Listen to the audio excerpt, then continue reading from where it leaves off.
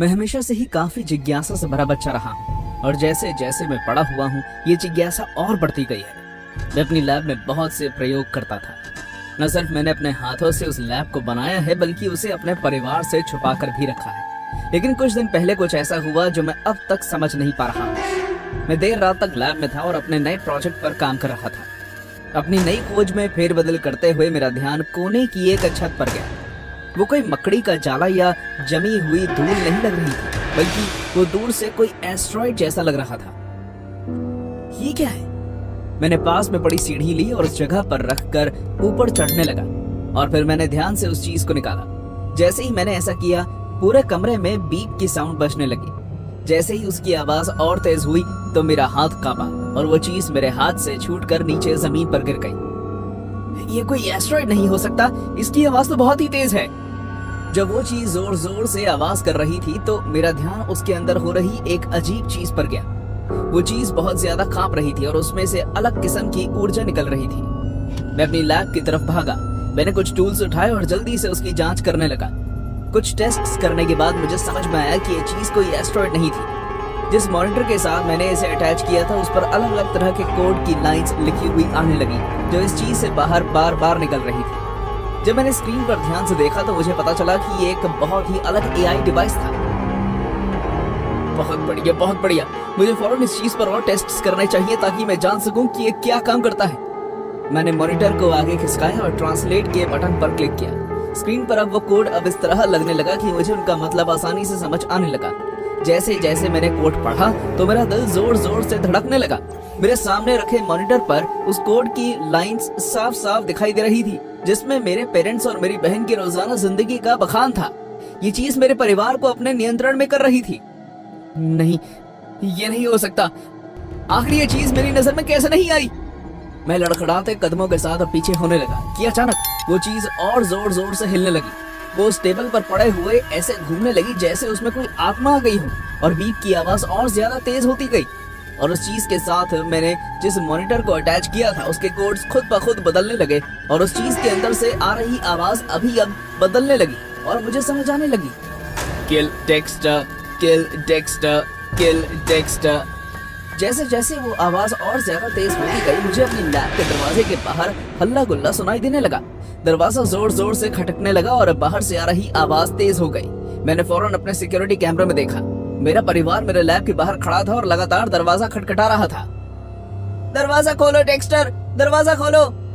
वो मेरी बहन की आवाज थी। वो सीधा कैमरे में देख रही थी जैसे वो मेरे सामने खड़ी होकर मुझसे ही बात कर रही हो। कब से ये एआई मेरे परिवार को कंट्रोल कर रहा था। जैसे ही मैं दरवाजे के पास पहुंचा मैंने अपने पेरेंट्स के हंसने की आवाज सुनी। मुझे इस एआई से पीछा छुड़वाना ही था। मैं वापस मुड़ा। मैंने दीवार पर लगे हथौड़े को उठाया और उस चीज को उससे तोड़ दिया। वो आवाज बंद हो गई और कमरे में शांति का माहौल छा गया। कुछ सेकंड्स बाद मुझे दरवाजे के पीछे से अपनी बहन की आवाज आई। क्या हुआ? क्या तुम उसे बंद करने में सफल हुए? हाँ, मैं आ रहा हूँ दीदी। मैं भाग कर दरवाजा खोलता। शायद मैं बहुत खुश था कि मैंने उस चीज को तोड़ दिया था और मुझे लगता है कि मेरा परिवार मुझ पर हमला भी नहीं करेगा। जैसे ही मैंने दरवाजा खोला मुझे अपनी गलती का एहसास हो गया। मेरी बहन वहां खड़ी थी और मेरे पेरेंट्स उसके पीछे। उसके हाथ में एक चाकू था और उसका चेहरा किसी भयानक राक्षस में बदला हुआ था।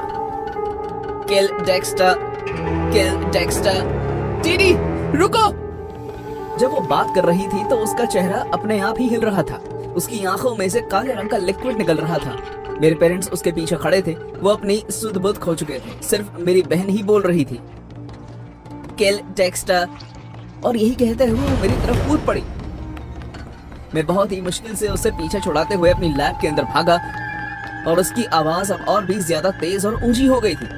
वो मेरे पीछे ही थी और मैं अपनी जान बचाकर भाग रहा था। मैंने अपने हाथ में टूल्स की एक कार्ट ले ली और उन टूल्स को उसके रास्ते में फेंकने लगा। मैंने लैब के अंदर लगी सीढ़ियों को चढ़कर ऊपर जाने से पहले पीछे मुड़कर देखा। फिर जब मैंने नीचे देखा तो उसका चेहरा मुझसे कुछ ही फीट की दूरी पर था। उसकी आंखें पूरी तरह से खाली हो गई थी लेकिन उनके गैप में से अब भी काले रंग का लिक्विड टपक रहा था। दूर हो जाओ मुझसे, पीछे हटो। मैं लगातार सीढ़ी चढ़ता रहा जब तक मैं ऊपर नहीं पहुंच गया। मेरे माथे से पसीना छूटने लगा और मेरा दिल जोर जोर से धड़कने लगा। मेरी बहन मुझसे कुछ ही सेकंड्स दूर थी इसलिए मैं फिर भागने लगा बिना पीछे देखे। मैं बाहर निकलने का रास्ता ढूंढने लगा और अचानक मुझे सामने एक वेंट दिखा। ये वही डक था जो मैंने कुछ टाइम पहले ही लगाया था, जिसके बारे में मैं अब तक भूल चुका था। मैंने वेंट खोला और अपने घुटनों के बल उसके अंदर जाने लगा, जहाँ काफी अंधेरा था। मैंने कई मोड़ लिए क्योंकि उसके अंदर बहुत से रास्ते निकल रहे थे, जिसके बारे में मुझे कुछ नहीं पता था। आखिरकार मैंने एक खाली कमरे में आ पहुंचा, जहां मुझे एक कोने में रोशनी की झलक दिखाई दे रही थी। मैं उस वेंट से नीचे कूदा और कमरे के कोने में जाकर छुप गया। मेरी सांसें जोर जोर से चल रही थी। मुझे बाहर से जोर जोर की आवाजें आ रही थी, वही आवाज जो किसी के वेंट में अंदर घूमने पर आती है। मैं उसका मजाक बनाने लगा क्योंकि मुझे पता था कि वो मुझे कभी भी ढूंढ नहीं पाएगी। उस वेंट में दीदी के लिए बहुत भूल भुलैया है। मैं चोरी छुपे हंसने लगा कि तभी मुझे अपने सर पर कुछ गिरने का एहसास हुआ। जैसे ही मैंने अपना सर उठाकर देखा तो जो नजारा मेरे सामने था उसे मैं खौफनाक कहने के अलावा कुछ नहीं कह सकता था। कमरे की छत पर मेरी बहन लटकी हुई थी। उसकी आंखें अभी भी काली थी और वो लिक्विड अब उसके मुंह से निकल रहा था। पकड़ लिया, नहीं पीछे हटो। लेकिन तब तक बहुत देर हो चुकी थी। वो छत से कूदी और मेरी तरफ बढ़ने लगी। उसके हाथ में अब भी चाकू था और वो मुझ पर हमला करने ही वाली थी। वो मुझसे बस कुछ ही इंच की दूरी पर थी कि मैंने फौरन वहां पड़े डब्बों को धक्का दिया और उन्हें उस पर गिरा दिया। वो उसमें उलझकर गिर गई। मैं वेंट की मदद से उस कमरे से फिर एक बार बाहर निकल गया। जब मैं अपने लैब में वापस आया तो मेरे पेरेंट्स अभी भी मुझे कहीं नहीं दिख रहे थे। जैसे ही मैं बाहर पहुंचा, मैंने उस वेंट को वेल्डिंग के जरिए हमेशा के लिए बंद कर दिया और यहाँ तक कि अपने लैब का दरवाजा भी। शायद वो अभी बाहर है और अंदर आने की कोशिश कर रहे हैं। मैं इन दीवारों के अंदर से डीडी की चीख सुन सकता हूँ और मुझे डर है कि वो कभी न कभी अंदर आ जाएगी। मैं बस उम्मीद करता हूँ कि मेरे पेरेंट्स कहीं मेरी लैब में ही ना छुपे हों। मैं 14 साल की थी जब डेक्स्टर से मिली। वो साल के बीच में हमारे स्कूल में आया था। मेरा ध्यान पहली बार उस पर साइंस लैब में आया। हमारी टीचर ने हमसे एक मुश्किल सवाल पूछा था, जिसका चुटकियों में डेक्स्टर ने जवाब दे दिया था। जहाँ सबको ये लग रहा था कि स्कूल में एक नया पढ़ाकू आ गया है, वहीं मुझे उस पर अभी भी शंका थी। वो हर बच्चे को नजरअंदाज करता जैसे उन्हें कोई छुआछूत की बीमारी हो। हमेशा अपना लंच अकेले खाता और पढ़ाई के अलावा और कोई भी बात नहीं करता था। वो बहुत होशियार था, इसमें कोई शक नहीं था। इसलिए जब मिसेस रूपर्ट ने हमें अपने बायोलॉजी के असाइनमेंट के लिए अपना साथी चुनने को कहा तो मैंने उसे चुना।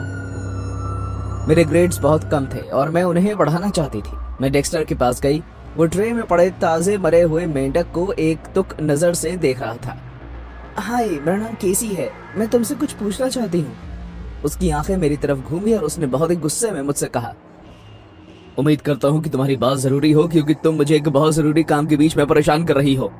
मुझे समझ नहीं आया, आखिर एक मरे हुए मेंढक को घूरना बहुत जरूरी काम कब से हो गया था। लेकिन फिर भी मैंने बहुत ही आराम से उससे बात की। मैं सोच रही थी कि क्या हम लैब में साथी बन सकते हैं। मुझे अपने ग्रेड्स बढ़ाने के लिए तुम्हारी मदद की जरूरत है।